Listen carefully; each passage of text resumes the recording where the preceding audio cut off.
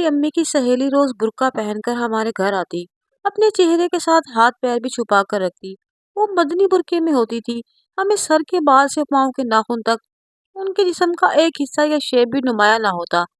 اور تو اور وہ ہمارے سامنے کچھ بولتی بھی نہیں تھی اور نہ ہی ہمیں ان سے بات کرنے کی اجازت تھی، لیکن ان کا قد کافی اونچا اور مردانہ تھا۔ یہ سلسلہ تب سے شروع ہوا تھا جب سے ابا دوسرے شہر آفس کے کام سے گئے تھے۔ جب ہی سے امی کی یہ سہیلی منظر عام پر آئی، جو روز ملنے آ رہی تھی، بیٹھتی بھی امی کے کمرے میں تھی اور امی انہیں لیے گھنٹوں کمرے میں بند ہو جاتی، ہمیں کمرے میں آنے کی اجازت نہ ہوتی۔ یہ بات کافی شک و شبہات والی تھی۔ ایک روز میں نے فیصلہ کر لیا کہ امی کی سہیلی کی صورت دیکھ کر ہی رہوں گی۔ میں نے امی کی سہیلی کے آنے سے پہلے یہ کہتی کہ میں کمرے میں چلی گئی کہ مجھے نیند آ رہی ہے، اور جیسے ہی دروازے پر دستک ہوئی، امی دروازے پر گئی تو میں امی کے کمرے میں پلنگ کے نیچے چھپ گئی۔ تھوڑی دیر گزری تو امی اپنی سہیلی کے ساتھ کمرے میں آ گئی اور اس سے کہنے لگی، آمنہ کو اب شک ہونے لگا ہے، وہ تو شکر ہے باسط گھر پر نہیں ہوتا ورنہ قہرام مچ جاتا۔ میں اب تمہاری جدائی نہیں سہ سکتی میری جان، میں ملنے کا کوئی اور راستہ تلاش کروں گی، ورنہ سرمت میرے بابا کو پتہ چل گیا تم جانتے ہو کیا ہوگا۔ امی کے جملے مجھے ششدر کر گئے۔ جب اس شخص نے اپنا برقع اتارا اٹھایا، اگلے ہی لمحے مجھے شدید جھٹکا لگا، کیونکہ برقعے کے نیچے میرا نام آمنہ ہے اور میں حیدرآباد میں رہتی ہوں۔ میرے دو بھائی تھے، ایک کا نام علیم اور دوسرے کا باسط۔ علیم میرے بڑے بھائی تھے، جن کا انتقال جب چھوٹے ہوئے تھے تبھی ان پر چوٹ لگنے کی وجہ سے ہو گیا، اور دوسرے بھائی کا نام باسط ہے، جو مجھ سے 3 سال بڑے ہیں اور یونیورسٹی میں پڑھتے ہیں۔ میری امی کا نام زینب اور ابو کا سرمد ہے۔ میری ابو میرے امی کے خالہ زاد بھی تھے اور دونوں کی عمر میں 8 سال کا فرق تھا۔ ویسے تو ابو بہت اچھے ہیں اور سب سے بہت محبت کرتے ہیں، پر تھوڑے سخت و شکی مزاج ہیں۔ وہ امی کو کہیں بھی اکیلے جانے سے منع کرتے تھے، اور یہی عادت میرے بھائی باسط میں آئی۔ اسے بھی بے وجہ عورتوں کا مردوں سے مخاطب ہونا سخت برا لگتا۔ میرے ابو ایک اچھی کمپنی میں اسسٹنٹ مینیجر ہیں اور اکثر دوسرے شہر جاتے رہتے ہیں۔ ابو کے پیچھے سے ابو کی صرف ایک ہی دوست مبین اور ان کی بیوی رائمہ گھر آتی ہیں۔ امی کی کوئی خاص سہیلی بھی نہیں جو روز گھر آئے، یہ ایسی پرسرار نہیں کہ کسی کے سامنے نہ آئے۔ میں امی کی اس نئی سہیلی سے پریشان تھی، اور اب جو میں نے دیکھا تھا اس کے بعد تو میری مجبوری بن گئی تھی کہ میں بابا کو اس بات سے آگاہ کروں اور امی کے متعلق بتا دوں۔ مجھے شدت سے احساس ہو رہا تھا کہ میرے بابا کا شک غلط نہیں، میری والدہ پہلے بھی کچھ نہ کچھ ایسا کیا ہوگا جس سے وہ شک کرنے کے عادی ہو گئے۔ میں کمرے میں خوب روئی، سوچا کہ بابا کو بتاؤں گی، لیکن اس سے پہلے میں خود امی کو رنگے ہاتھوں پکڑوں گی۔ میری امی میں اس نئی سہیلی کے آتے ہی اتنا بدلاؤ آیا کہ ہر وقت خاموش اور اداس رہنے والی امی اب ہر وقت خوش رہنے لگی تھی، اور تو اور ان کے آنے کے وقت بے چینی سے ٹہلنے لگتی اور اپنے آپ کو ایسے ظاہر کرنے لگتی جیسے مجھے اور امی اور ان کی سہیلی میں کوئی دلچسپی ہی نہ ہو۔ میں لاؤن میں بیٹھی ایک رسالہ پڑھ رہی تھی جب امی گھڑی دیکھتی واپس ٹہلنے لگی۔ میں امی کی بے چینی ملاحظہ کرنے لگی۔ مجھے امی کی یہ بے چینی اور حرکتیں نفرت انگیز لگ رہی تھی، اور مجھے بہت تکلیف ہو رہی تھی کہ میری ماں خراب اور بد کردار عورت ہے۔ یہ سوچنا بھی جان لیوا تھا۔ وقت پورا ہوا تو امی کی بے چینی مزید بڑھ گئی۔ وہ لاؤن سے نکل کر صحن میں چلی گئی۔ مزید 5 منٹ گزرے تو دروازے پر دستک ہوئی۔ امی کی بے چینی ختم ہوئی اور میری شروع۔ میں پہلو بدلتے انتظار کرنے لگی جب امی کے ساتھ مبین انکل گھر میں داخل ہوئے۔ میں نے سوالی نظروں سے امی کو دیکھا، جنہوں نے مجھے دوپٹہ سر پر لینے کا اشارہ کیا۔ مبین انکل کے ہاتھ میں کھانے پینے کی تھیلیاں تھیں، جن میں امرود، سیب اور کیک تھا۔ میں سارا سامان اٹھا کر کچن میں لے گئی۔ کوئی اور موقع ہوتا تو میں ان کی آمد پر خوش ہوتی۔ میں نے کچن میں آ کر کیک کا ڈبہ کھولا تو وہ ریڈ ویلویٹ کیک تھا جو میری امی کو بہت پسند تھا۔ میں نے کچن سے باہر جھانکا تو امی مسکرا کر مبین انکل کی کوئی بات سن رہی تھی۔ مجھے تعجب ہوا۔ میں نے دیکھا پھل میں امرود اور سیب ہیں، اور یہ دونوں بھی امی کے پسند کے تھے۔ میں نے بے یقینی سے واپس باہر جھانکا جہاں اب انکل ہنس رہے تھے۔ میں نے کبھی یہ بات محسوس نہیں کی تھی کہ انکل ہمیشہ یہ ریڈ ویلویٹ کیک ہی کیوں لاتے ہیں۔ شاید امی کا پسندیدہ ہے اس لیے۔ یہ بات ناقابل یقین تھی، پر سچ تھی۔ دھوکہ ہمیشہ سے ہی قریبی اور بھروسے مند انسان دیتا ہے۔ ابو کے ساتھ بھی یہی ہو رہا تھا۔ ان کا سب سے عزیز دوست اور امی، میرا دل کیا وہ کیک لے جا کر انکل کے منہ پر دے ماروں جو مسکرا رہے تھے، اور میری امی جو کچھ دیر پہلے بہت بے چین تھی اب سکون سے بیٹھی تھی۔ ایک اور بات چونکا دینے والی تھی کہ وہ ہمیشہ اپنی اہلیہ کے ساتھ آتے تھے، लेकिन अब्बू की गैर मौजूदगी में अकेले आए थे। मैंने खुद पर जबर करते हुए चाय का पानी चढ़ाया और उन्हीं की तरफ देखने लगी, जो अब काफी संजीदा थे। मैंने झुककर उनकी टांगें देखना चाही, पर टेबल के होने के बायस न देख सकी। मैं चाय लेकर बाहर गई और उन्हीं के साथ बैठ गई। मैं उन्हीं की तरफ मुतवज्जो थी। मेरी मौजूदगी में अंकल खामोश हो गए। मैं उन दोनों को सवालिया नजरों से घूरने लगी। जब अम्मी ने मुझे कमरे में जाने का इशारा किया, मैं उनकी दीदा दलेरी पर हैरान हुई। जो कल तक बुरके में छुपकर मिलके थे, आज बेखौफी से मेरे सामने मिल रहे थे। मुझसे बर्दाश्त न हुआ। मैंने कहा, मेरे सामने बात करने में क्या हर्ज है। मैंने महसूस किया कि मेरी बात अंकल को नागवार गुजरी है, जबकि अम्मी के चेहरे का रंग भी तब्दील हुआ है। अम्मी ने मुझे गुस्से से कहा, कमरे में जाओ। मैं कुछ कह न सकी और कमरे में चली गई। ये मेरी बर्दाश्त से बाहर था। सबूत ढूंढने के चक्कर में मैं मजीद बात नहीं कर सकती थी। इसलिए बिना सोचे समझे मैंने बाबा को कॉल मिलाई, जो तीसरी बेल पर उठा ली गई। मैंने उन्हें बताया कि बाहर मुबीन अंकल अकेले आए हैं। उन्होंने मेरी बात का नोटिस न लिया और कह दिया कि कोई काम की बात करने आए होंगे। मैंने लब कुचलते एक लम्हे में फैसला किया और बाबा को कहा कि आपकी गैर मौजूदगी में रोज़ अम्मी की एक सहेली आती है, जिसके साथ अम्मी घंटों कमरा बंद करके बैठी रहती हैं। ना तो हमें उन्हें देखने की इजाज़त है और ना ही बात करने की, जबकि वो आंटी की शक्ल में छुपा अंकल है। और मैं कह ही रही थी, जब अब्बू गुस्से से चीख पड़े, ये क्या बकवास कर रही हो। उनका चीखना था कि मैं रोने लगी। मैं सच कह रही हूँ बाबा, चाहे तो कसम ले ले। अम्मी उसके आने के वक्त इंतजार में बेचैनी से टहलती हैं और उसके जाने के बाद बहुत खुश खुश रहती हैं। अगर वाकई वो औरत है और पर्दा करती है, तो हमारे सामने क्यों नहीं आती। पर वो औरत तो है ही नहीं। मैंने रोते हुए कहा। दूसरी तरफ खामोशी छा गई। कितने बजे आती है उसकी सहेली। अब्बा का लहजा इतना सर था। एक लम्हे को तो मैं खौफजदा होकर ये सोचने लगी, कहीं मैंने अब्बा को बताकर गलत तो नहीं कर दिया। अब्बा ने दोबारा अपनी बात पर जोर देते पूछा, कब आती है। तो मैंने बताया कि दोपहर 12 बजे। बासित भाई के यूनिवर्सिटी से आने से पहले चली जाती है। आगे कोई भी बात किए बगैर अब्बा ने फोन काट दिया और मैं घबराहट में कमरे में टहलने लगी। मैंने कमरे से बाहर झांक कर देखा तो अंकल अब भी संजीदगी से कोई बात कर रहे थे और अम्मी बगौर उन्हें सुन रही थी। मैं सोचने लगी कि अगर अम्मी की वो सहेली अंकल ही हुए तो क्या होगा। अंकल चले गए। मैंने रात का खाना अपने कमरे में खाया। अम्मी ने बाहर खाने पर बुलाया तो मैंने इनकार कर दिया। सुबह भी मैं कंफर्टर में घुसी रही और कमरे से बाहर ही नहीं निकली। 11 बजे के करीब मैं अपने लिए नाश्ता बनाने आई तो देखा कि अम्मी दम बिरयानी बना रही हैं। ये भी सुबह मैं तो बखूबी जान गई थी। फिर भी मैंने पूछा कि ये बिरयानी क्यों बना रही हैं। मेरा पूछना था कि अम्मी के होठों पर मुस्कुराहट रेंग गई। उनके चेहरे पर अलग ही चमक थी। वो जब्त किए देखने लगी। जब वो सुकून से बोली कि मेरी सहेली आ रही है उसके लिए, मैं बिना नाश्ता लिए किचन से निकल गई। मेरी अम्मी ने पीछे से आवाज़ दी तो मैं नज़रअंदाज करके अंदर चली गई। फिर मैं दोबारा कमरे से निकली तो अम्मी ने मुझे डांटते हुए मेरा नाश्ता कमरे में रख दिया। उनके पास इतना वक्त भी ना था कि वो एक नज़र मेरी रोती सुर्ख आंखें ही देख लें। फिर दरवाजे पर दस्तक हुई और मुझे स्याह आंचल नजर आया।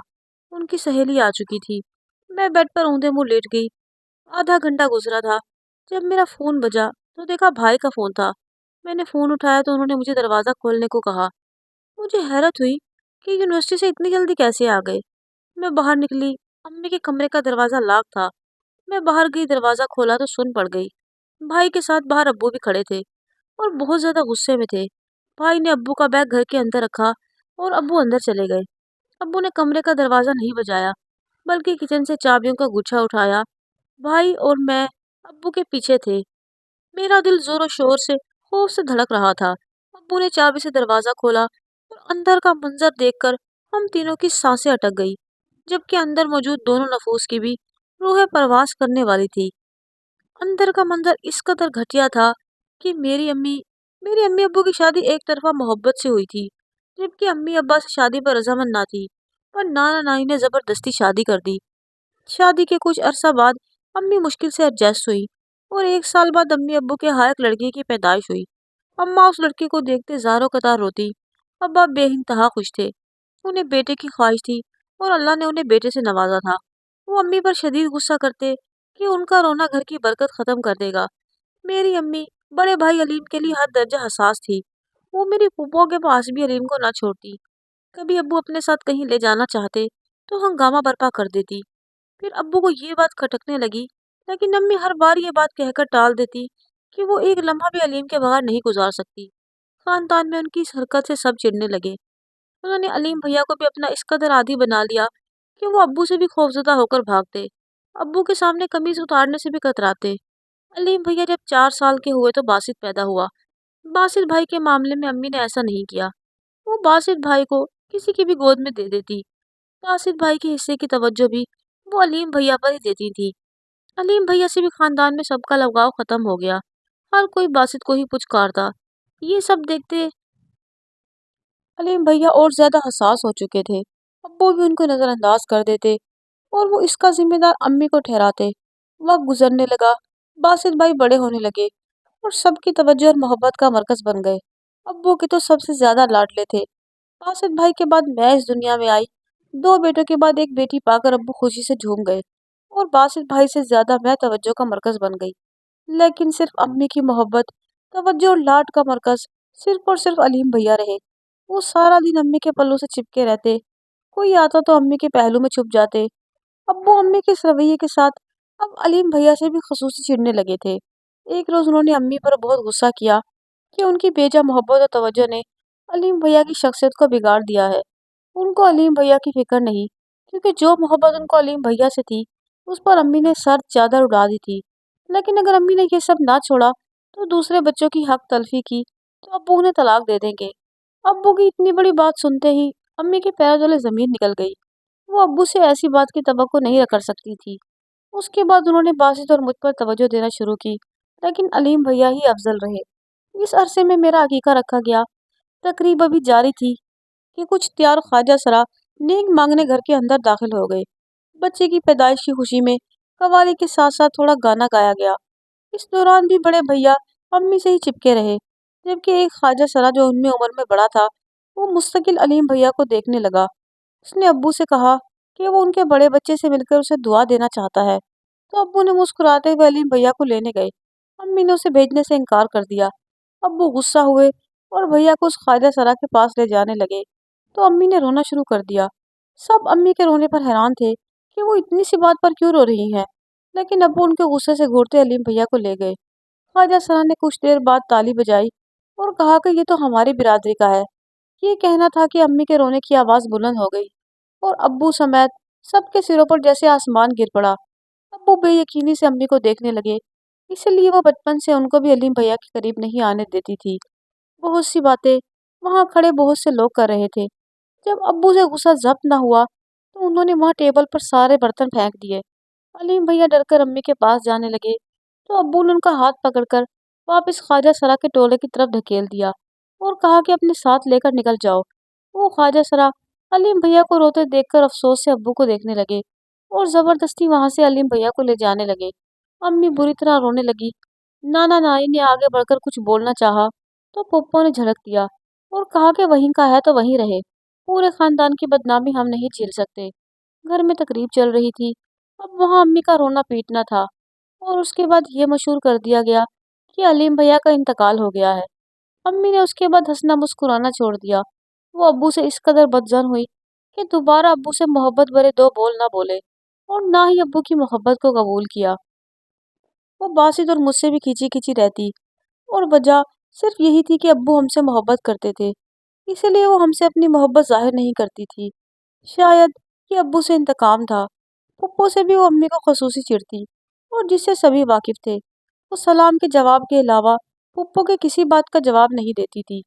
चूंकि पप्पो उम्र में और रिश्ते में बड़ी थी, इसलिए कई बार अम्मी को जलील भी करती, पर अम्मी की जात पर रत्ती बराबर फर्क न पड़ता।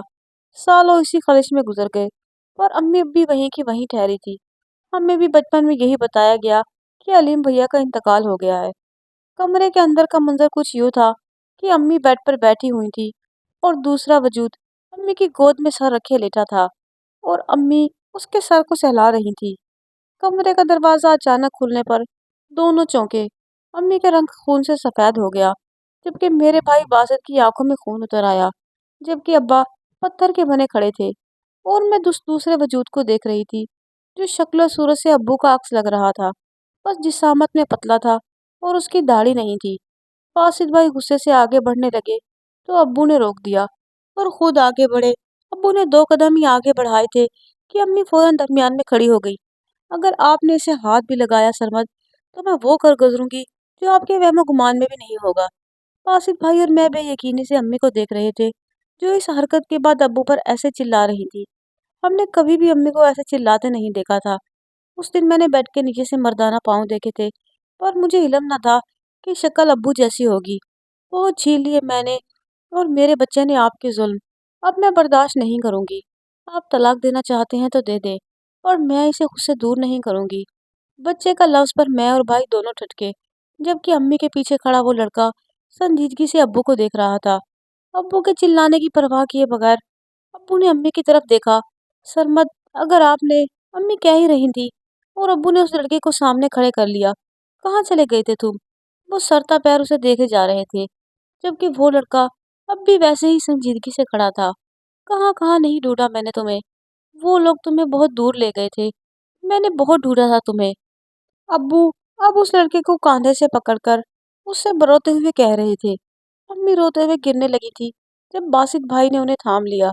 मैं अब भी वही ख्वाजा सरा हूँ जिसे आप फेंक चुके हैं, वो इंतहाई तलखी से बोला। तो एक और बेयकीनी का पहाड़ हमारे सरों पर गिरा। वो दिखने में तो लड़का था, और उसकी आवाज़ कुछ जनाना थी। अब्बू ने तेजी से नफ़ी में सर हिलाया और रोते हुए कहने लगे, मैं उस वक्त उस हकीकत को कबूल नहीं कर पाया था। तुम्हारी माँ ने सालों मुझसे तुम्हारी हकीकत छुपाई थी, मुझे कभी तुम्हारे करीब ही नहीं आने दिया था। मैं उस वक्त नासमझी और जज्बात में वो फैसला कर गया, लेकिन बाद में कुछ ही दिनों में मुझे एहसास हुआ कि मैं तुमसे मोहब्बत करता हूँ। तुम मेरी पहली औलाद हो। अगर तुम में कमी है तो इसमें तुम्हारा तो कोई कसूर नहीं। मैंने तुम्हें बहुत ढूंढा, पर तुम मुझे नहीं मिले। वो लोग न जाने तुम्हें कहाँ ले गए थे। मैंने तुम्हारी माँ से भी माफ़ी मांगने की बहुत कोशिश की, पर मेरी हिम्मत ही ना हुई। वो कहते हुए अलीम भैया के गले लग गए, जो खुद भी रो रहे थे। तुम पहले क्यों ना मुले मुझसे? क्यों छुपाया तुमने मुझसे? अब्बू शिकवा कर रहे थे। आज उनके कंधे झुके हुए थे। अम्मी ने गले लगाया तो वो भी अब्बू के गले लगकर रो दी। काफी देर बाद मैं और बासित भाई जो खामोश खड़े थे, अम्मी ने हमें पास बुलाया। हम अलीम भैया से मिले तो उन्होंने हमें प्यार किया। मैं बाद में बहुत रोते हुए अम्मी से अपनी गलत सोच की माफी मांगी।